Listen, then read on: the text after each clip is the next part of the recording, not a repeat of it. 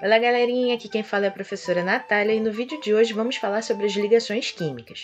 Nós já vimos que os elementos químicos são organizados na tabela periódica. Sua base de organização são os números atômicos e os elementos estão divididos em famílias e períodos.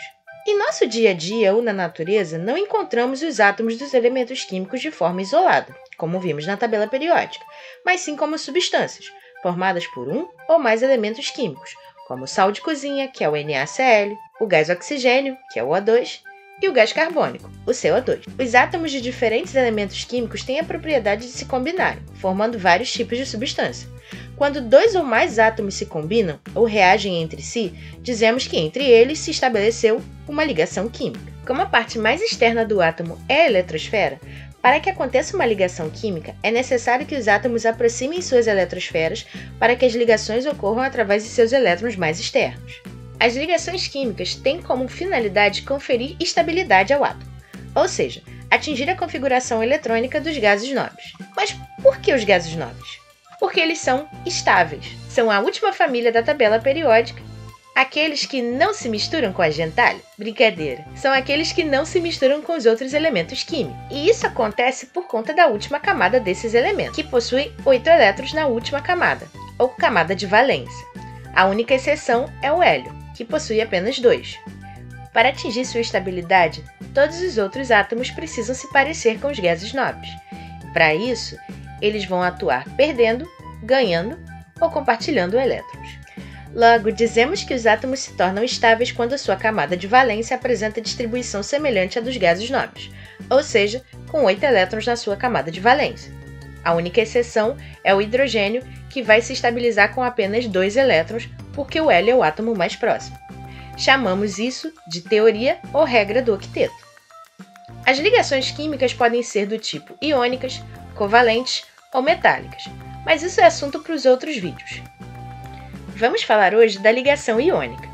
Mas, antes de falarmos da ligação propriamente dita, vamos ver o que são os íons. Nós vimos nos vídeos anteriores que o átomo é eletricamente neutro, ou seja, possui quantidade de prótons igual à quantidade de elétrons. Mas será que sempre é assim? A resposta é não. Os átomos apresentam a capacidade de perder ou ganhar elétrons. E quando isso acontece, são formados os íons. Podemos dizer então que os íons são espécies químicas que apresentam número de prótons diferente do número de elétrons. Ao ganharem ou perder elétrons, originam dois tipos de íons. Os íons positivos, que são chamados de cátions, e os íons negativos, que são chamados de ânions. Mas atenção! Somente os elétrons são perdidos ou recebidos pelos átomos, jamais os prótons. As famílias 1A, com exceção do hidrogênio, 2A e 3A, têm tendências a perder os seus elétrons. A família 4A tem tendência a compartilhar. E as famílias 5A, 6A e 7A têm tendência a ganhar elétrons de outros átomos. Os gases nobres não ganham nem perdem por já são estáveis. E o hidrogênio, apesar de estar na família 1A, ele prefere compartilhar os seus elétrons. Os cátions, que são os íons positivos, se formam quando um átomo perde um ou mais elétrons, ficando mais positivo. Um exemplo comum é o sódio, que tem essa distribuição eletrônica porque possui 11 elétrons. Observe a distribuição eletrônica do átomo de sódio. Ele tem 11 prótons, ou seja, cargas positivas igual a mais 11, e 11 elétrons, ou seja, cargas negativas igual a menos 11. Mais 11 com menos 11 é igual a zero, ou seja, esse átomo é eletricamente neutro. Mas como o sódio apresenta apenas um elétron na sua última camada, é mais fácil que ele perca esse elétron. E quando isso acontece, o sódio continua a ter 11 prótons, ou seja, mantém o número de cargas positivas. Mas por ter perdido um elétron, ele passa agora a ficar com 10, e a quantidade de cargas negativas passa a ser menos 10. Mais 11 com menos 10 é igual a mais 1. Ele ficou mais positivo. Representamos esse íon, então, da seguinte maneira, como Na+. O sinal de positivo é justamente referente à quantidade de cargas que esse sódio tem a mais. Outros exemplos de cátions são o K+, o Mg2+, o Al3+. O número que acompanha o símbolo é a quantidade de cargas positivas que esses íons têm. Vamos falar agora dos ânions. Os ânions ocorrem quando um átomo recebe um ou mais elétrons, ficando mais negativo. Um exemplo que acontece é com o átomo de cloro, que tem número atômico 17 e tem essa distribuição eletrônica. Observe a distribuição eletrônica do cloro.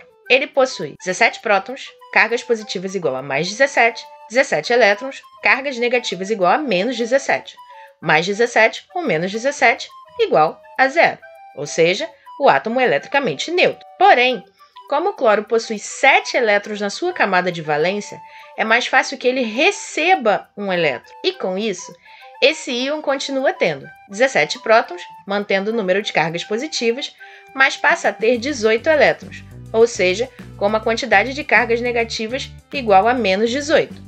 Mais 17 com menos 18 é igual a menos 1.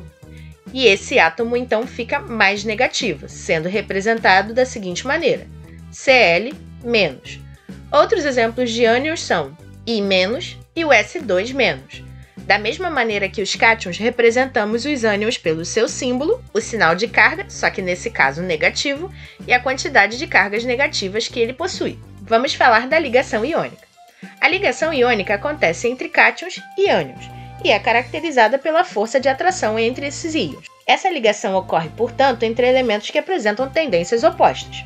Ou seja, é necessário que um dos átomos tenha tendência a ganhar e o outro tenha tendência a perder, como, por exemplo, sódio e cloro. Geralmente, a ligação iônica acontece entre um metal e um não metal. Vamos ver um exemplo de ligação iônica. Nós já vimos que o sódio tem tendência a perder os seus elétrons e o cloro tem tendência a receber elétrons. O sódio apresenta um elétron na última camada. O cloro apresenta 7 elétrons na última camada. Como um tem tendência a perder e o outro tem tendência a ganhar, fica fácil que o sódio perca o seu elétron e doe para o cloro, que tem tendência a receber. A partir desse momento, o sódio que perdeu o seu elétron passa a ter 8 elétrons na última camada. E o cloro que recebeu um elétron também passa a ter 8 elétrons na última camada, estabelecendo assim então o octeto, formando um composto iônico, representado por Na+, Cl-, formando o nosso NaCl, ou o famoso sal de cozinha. Vamos ver um outro exemplo. Aqui temos o potássio, que possui 19 prótons e automaticamente 19 elétrons no seu átomo estável. E aqui temos o oxigênio, que possui 8 prótons e automaticamente 8 elétrons no seu átomo estável. O potássio possui 1 elétron na sua última camada e tem tendência a perder. O oxigênio apresenta 6 elétrons na sua última camada e tem tendência a receber.